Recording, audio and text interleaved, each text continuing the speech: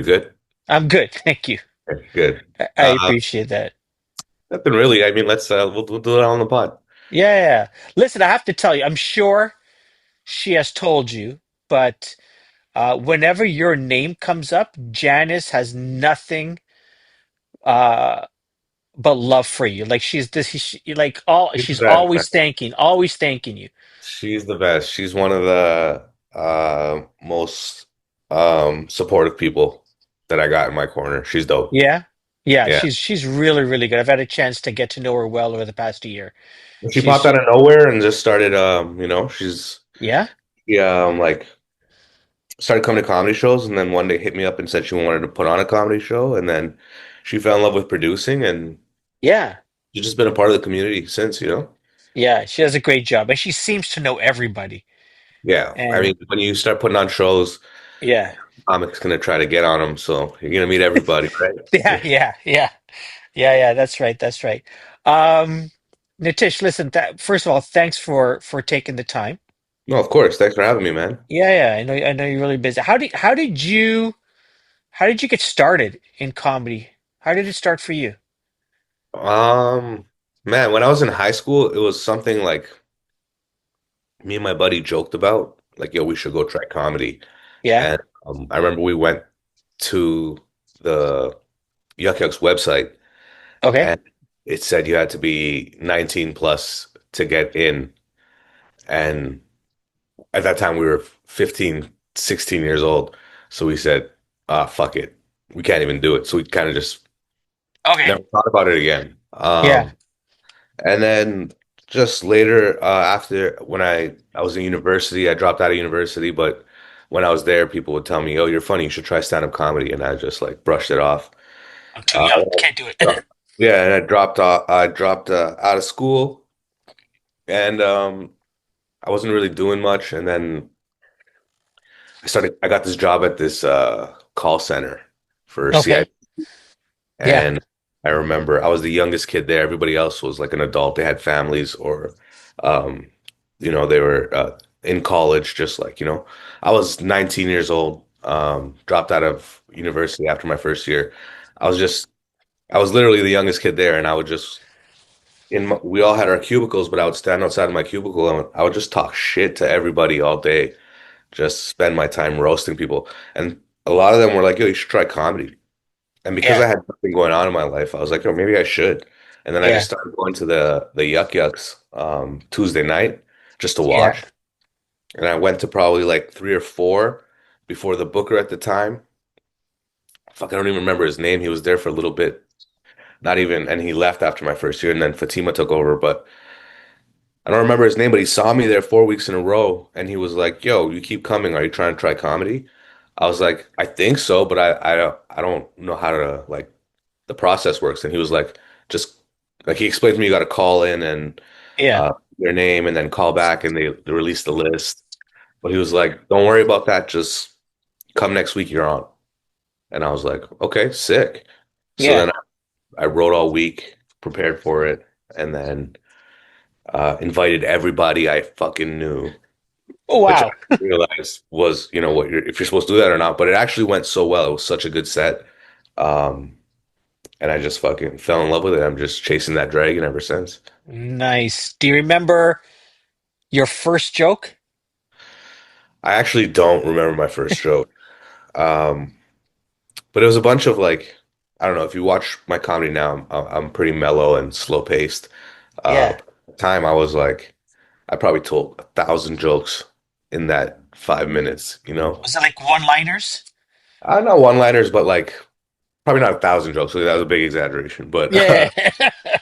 a lot of just really quick stories or, two or three lines or Yeah. like went to go take a piss. There was an old man.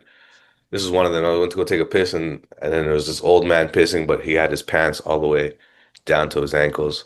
So I was like, I just finished taking a piss, and I helped him put his pants up. Some stupid shit like that. But I remember doing a bunch of little things. Yeah. Yeah, I took more racial risks at the time when I was Okay. younger. I think Okay. as I've gotten older, I've become a little. I still say some wild, absurd stuff, but uh, a little less. Um, I don't know. When I was younger, um, you're a product of your environment, right? I grew up in Rexdale, and I would speak the same way we all spoke, and I would make certain jokes, and I would say certain things that I wouldn't necessarily say now. You know what I'm saying? Yeah, yeah. Fair Uh, enough. and I was 19 when I started comedy, so it kind of transitioned into that. Um, and I'm 35 years old now, so as I've grown, my comedy grows and um, everything around that as a person, right? So Yeah, yeah. You get more experience, more life experience. yeah, and you're just like, there's certain things I wouldn't say now. Yeah, fair Right. enough. And I'm like, sometimes I'm like, man, I miss that fearlessness, Yeah. you know? Um, tell me about your, you said you've got sort of like a slow and mellow delivery. Um, Tell me about that because I've been trying to figure out which way, like for myself, do I, so there's your style, and then like one of my favorites is Dave Merhesh, and he's like like a maniac Yeah, on stage. Um, how did you land on your style? And the reason I ask this is because I come from a British background, and so I'm very like sarcastic, but like low energy at the same time. yeah, Uh, but then I see other comics who, if I just wrote their words down, yeah, it's okay. But the way they deliver it, they're like, and yeah. so you just laugh, and I go, do I need to be more like that, or like? So tell me how you landed on yours. Well, I think like me and Dave are like Dave is who he is off stage, on stage. It's the same, you know? Mm, He has that mm, same energy. When you're his friend and he's acting like Dave, that is Dave, what he does on stage. And I think I feel the same way. I'm the same way on stage, I'm off stage. I'm chill. I take it easy. I'm not loud, you know? Uh yeah, I'm mellow. But that's what finding your voice is, right? And that just takes time and years of experience until you're so absolutely comfortable on that stage. yeah, You're always going up there, and as soon as you step on stage, you become this person, and you ah, tell these jokes, and you're trying to play you. Do you know what I'm saying? yeah, yeah, And then once you're comfortable on stage, you step on stage, and you're you. You're that same guy that was off stage. It's just you with a microphone now talking. So yeah. Interesting. you'll find it out once you get comfortable on stage. Who knows what it is? Who knows? Yeah, Only you know what you're like off and off stage, right? And then eventually that'll yeah. transition, and then you can be you on stage, and that's when it kind of just starts to flow. Okay, interesting, interesting. How long did it take you to sort of let me just be me, or was it like reps, hundreds, thousands of reps, and all of a sudden, oh shit, this actually works? Yeah, it's like it took a long, I would say around like the 10-year mark is where I really started to get my flow. But Mm, there was like it's just doing a bunch of reps, but there was a very specific time. I don't remember how long I was in it, maybe like 6 or 7 years. But I yeah, remember I did this show at the what's that place that just closed down at Young and Dundas? Uh, young Dundas. Oh, there was a club there. there was a little Yeah, yeah, yeah, yeah. That hole in the wall, Imperial the Pub. Imperial Pub. Yes, Yeah, I yeah, remember I was there one night and I was on stage and I was waiting to go on, and the guy who was hosting it was being all weird and stuff. And I remember going on stage and starting to do my jokes, and the audience was just shit. There was yeah, hardly anyone in there. And then I just remember saying "fuck it," and I just started yeah. making fun of the guy, the host, and making fun of the audience. And when I got off stage, that was like, man, that was the first time I just kind of like trusted myself, Interesting. be me. And Yeah, that was the ever since that day, it was kind of like a conscious, I want to do that, you know? yeah, And, yeah. and then it just you start working towards it. But the main goal is just to get comfortable on stage, like Eh, being okay with it going well, being okay yeah. with it going terrible. Just don't lose composure and continue to be you. Interesting. Okay, I need to ask you this question. You need to give me some history here. So I saw you a few weeks back. This is how naive I am, Nitish. Talk to I, me. I see that you're doing a couple of shows in Toronto, and it's like hot box shows, and I go, I don't what I don't know what that means, whatever. But he's in town. I'm gonna go. He's selling tickets. I'm gonna go see him. And so I get to this place. I gotta take off my shoes. It looks like Yeah, it someone's was living room. I didn't expect a snowstorm to happen. But it But was yeah, like, it was a cool sorry, go little ahead. venue, man. Yeah, it was a cool little venue. I wanted to. I'm just getting to a point where I can start selling tickets. You know, Yeah, that's that's new for me. So it was the first time of me coming back in like 5 or 6 months, and yeah, like, let me put on a show and see if I can move a yeah, hundred. So I did four show, a little tiny, 25 seater. I put on yeah, four shows, and I was like, let me see if I can move 100 tickets. yeah. And, yeah, it was great, man. The shows were packed. It was a tiny little room. There was a snowstorm, so it wasn't somebody's house. It's like I a know, house. I know. Yeah, It was a house converted into a podcast studio yeah, that you smoke weed in. So I was like, yo, there's this couple that puts on shows there, and I asked them if I could use the space while they were yeah, gone. And yeah, it was dope, man. yeah. It's a little It art was. gallery. The guy lives downstairs. He lets us hotbox the upstairs.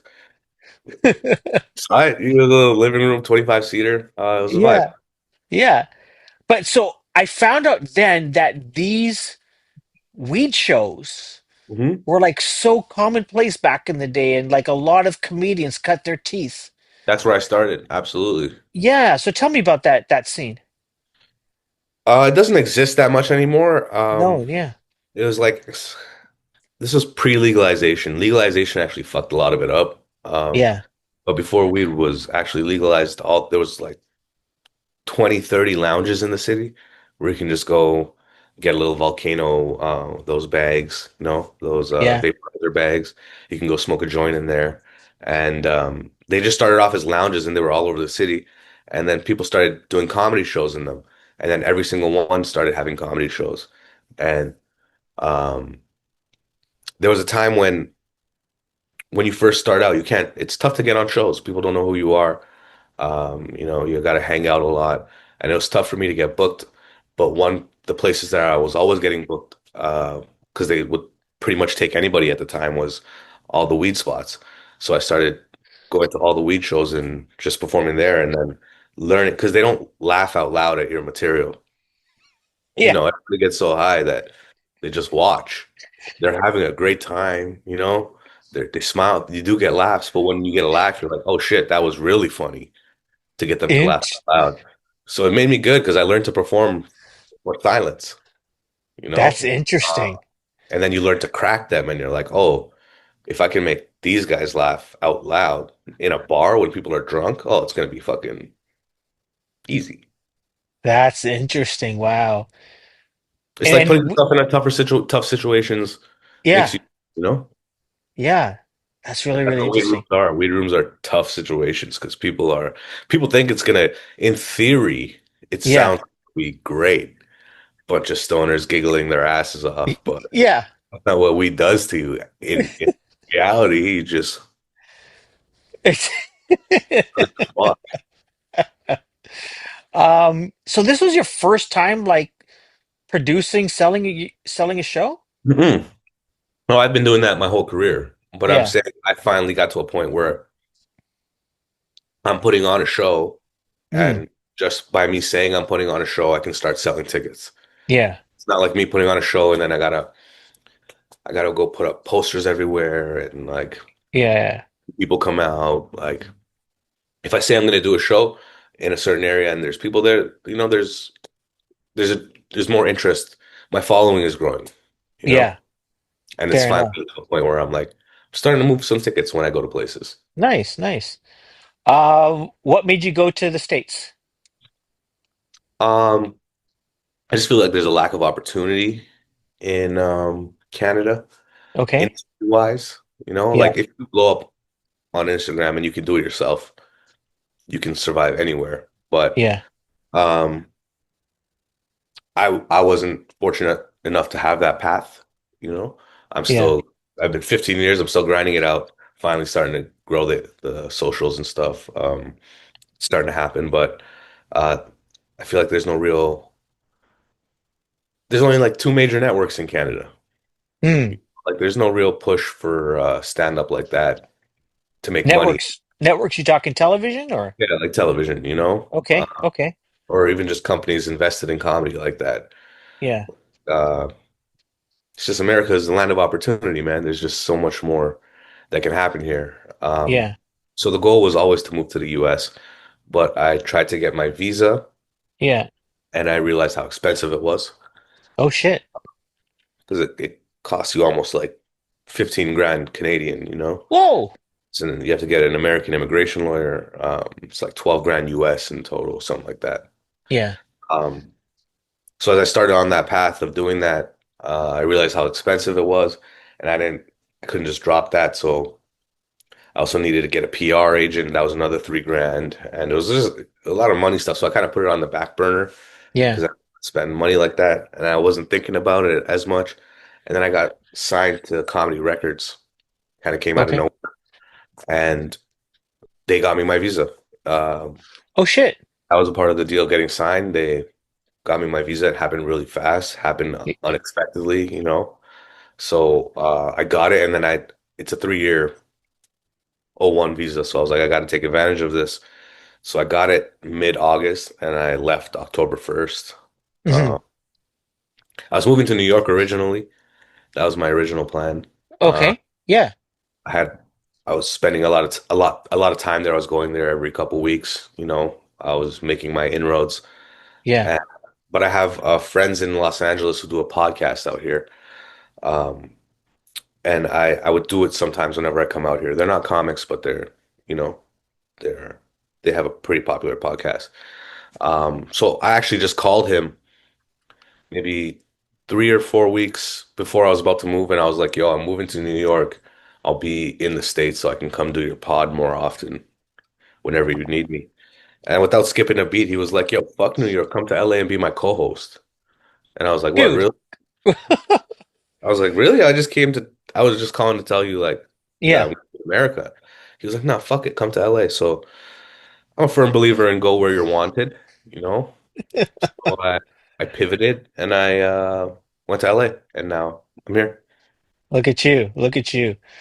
How's it been? It's been tough. Probably Mm. like the hardest time. That's the realest answer. Sorry to interrupt. That's the realest answer anyone has ever given me. No one has said, people would say, it's going good, man. It's going, I mean, wow. it's starting to go well, but Yeah. it's been fucking hard, dude. My first 8 months were probably the hardest 8 months of my life, Shit. because I dropped everything. You go from putting 14 years into your comedy scene in your city. I was at the top of the totem pole, with a few Hmm. other people. I could do whatever I wanted out there. It was great. Yeah. Uh, and then, I was in a relationship. I was with my girl. We were engaged. Yeah. I had all my animals and shit. And then I got this shit, and then I had to go. So I Yeah. moved. And the first 4 months were like, they were pretty shit. Just Mm. no. Also coming to a new scene, nobody knows who I am. So You seen, you yeah. start at the beginning. You have to earn your way in, and then like 5 or 6 months into it, me and my girl broke up. Mm. Right, so I went back, packed my shit, got in my car, and drove out here. Brought my ar out here, and then Wow.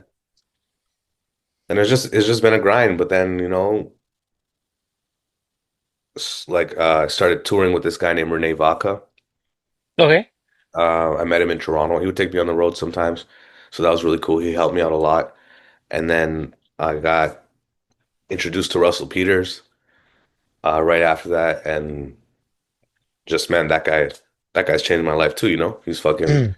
that came out of nowhere. It's been blessings all around, but it took Yeah. time, It's been like what, 15 months now, and I got friends again because you have to do everything from the beginning, You can start all over, man. It's just hard as a grown man to Yeah. let go make friends again.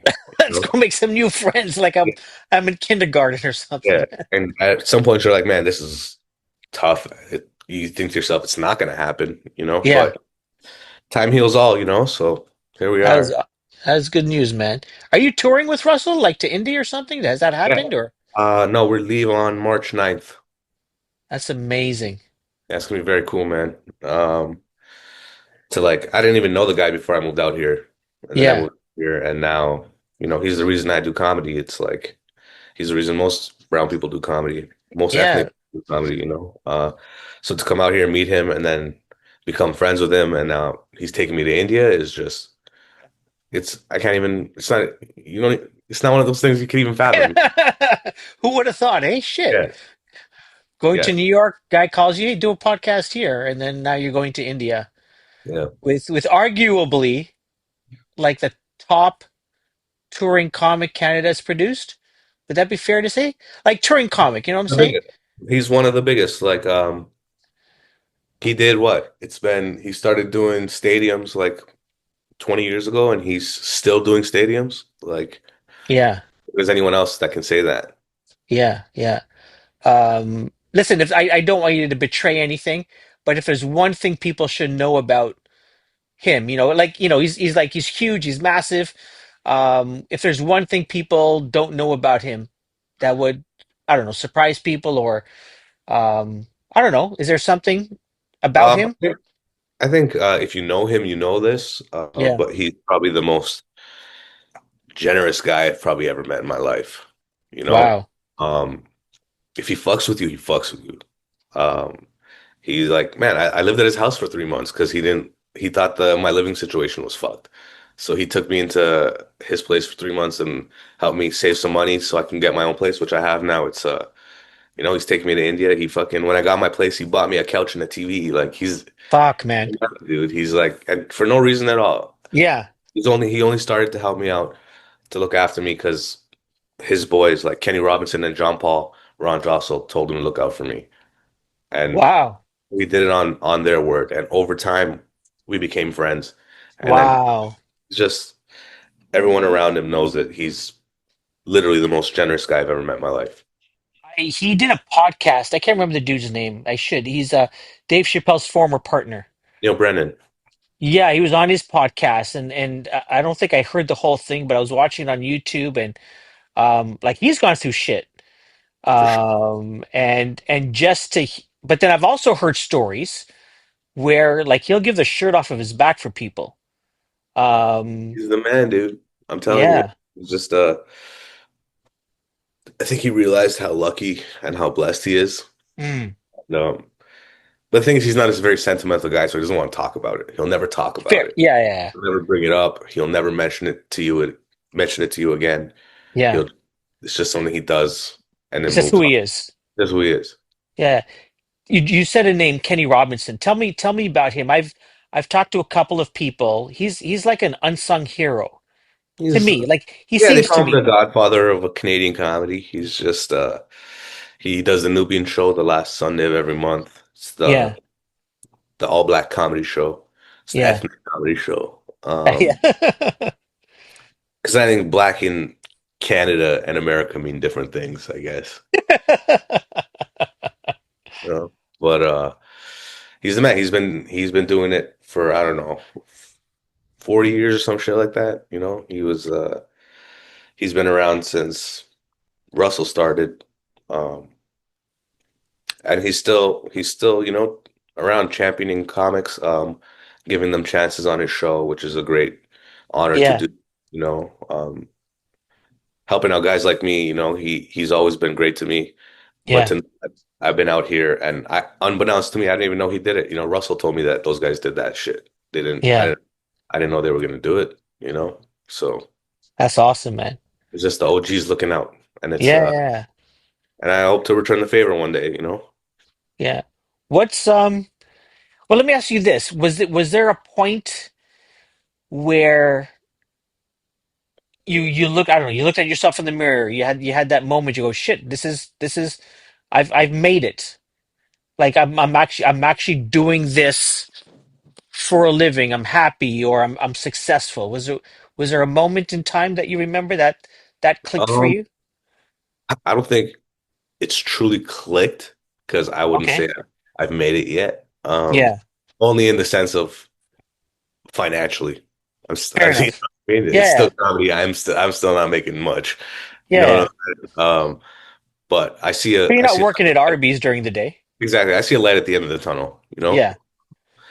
But absolutely, man. I have to remind myself that all the time. It's one of those things, Yeah. comedy's so easy to get down on yourself and be like, man, why didn't I get this? Or why didn't I get that? Why am I Yeah. not on this show? Blah, blah, blah.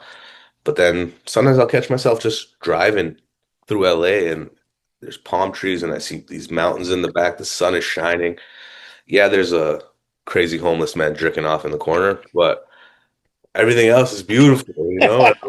And I'm here, man. We did it. I can't believe it sometimes. And I gotta remind myself to where I was 2 years ago. Like I Yeah. can't even imagine the shit that's Yeah. going on, you know?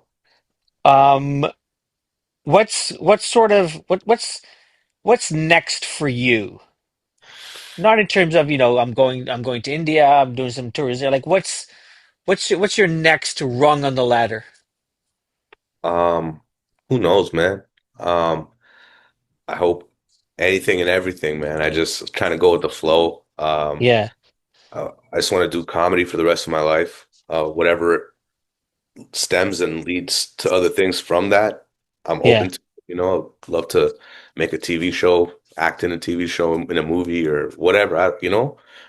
Anything that comes from it. But just as long as I'm doing stand up Yeah. till till the end, And I hope I get to a point where I can post. I'm in a city, and then within 20 minutes, the tickets sell out. Yeah. That'd be amazing. Um, but that's the type of shit I want to do. I just want to do comedy. I just want to tell jokes on dope stages. We need to see you like in office movies or something like that. Oh yeah, I mean, I think they actually tried to get me the first season, but it's a non-union show and I'm union, so they couldn't get me. Oh, that's the thing. I didn't know that. Okay. Okay, okay, okay. Um, Interesting. Nitish, man, listen, thanks so much Yeah, thank you, bro. Thanks for having for me. yeah, for your time. If people wanna what's pimp your socials, where can people find you? Best place to find me is Instagram at nittysak, NITTYSAK, or nitishsakuja.com. Either one of those things. Yeah, fuck yeah. Come up to a show, like a video, support live comedy wherever the hell you are. Absolutely. Nitish, thank you so much. Thanks for spending Valentine's Day with me. Yeah, hell yeah, bro. You're my Valentine now. I choose you. Thank you. Thanks, buddy. All the Thanks, brother. best. Thanks, man. You have a good day, bro. Of You too, man. Take care. Thanks for your time again. course.